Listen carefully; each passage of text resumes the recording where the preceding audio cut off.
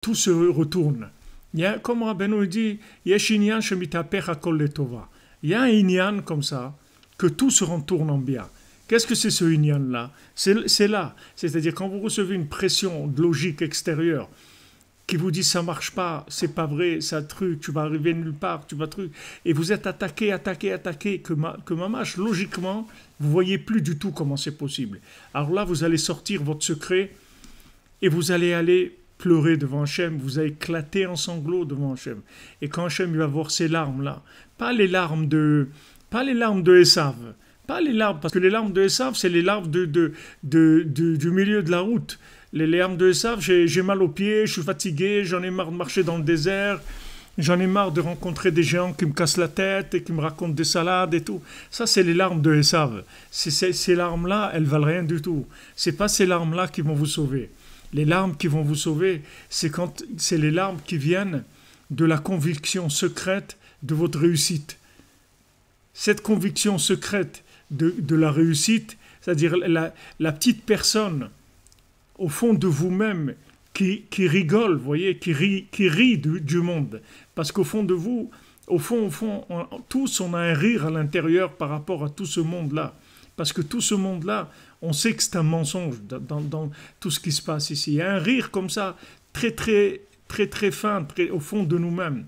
Et il y a un moment où quand on ne peut plus, on voit que ça y est, de la logique, elle ne peut plus résoudre notre problème, on va prendre ce message-là et on va éclater en sanglots devant Hachem. Et à ce moment-là, ça y est. Une fois qu'on a sorti ces larmes-là, c'est les larmes de la Géoula.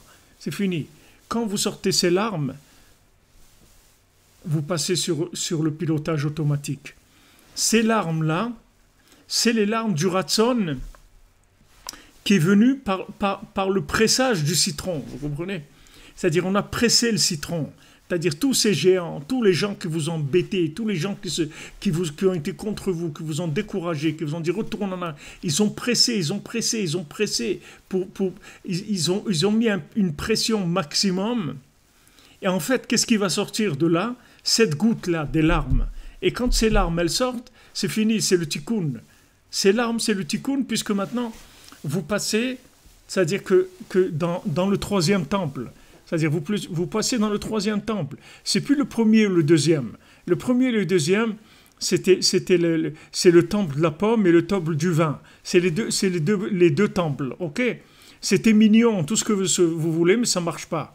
Ça n'a pas marché. Le troisième temple, c'est autre chose complètement. Ce troisième temple, c'est pour ça que Rabbi Nathan nous dit que c'est ceux qui se lèvent à Chatzot. Ben bien sûr, Romain, c'est grâce aux géants. Nous tous les gens qui sont là, c'est grâce aux géants qui sont arrivés.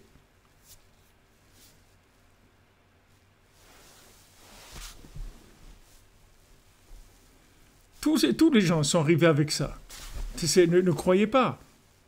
Mais ce qui est extraordinaire, c'est que au moment où vous en pouvez plus par rapport si vous voulez, quand vous en pouvez plus par rapport au rapport avec ces géants, toute cette logique, etc., c'est là en fait où votre conviction, elle va prendre le dessus sur tout ça.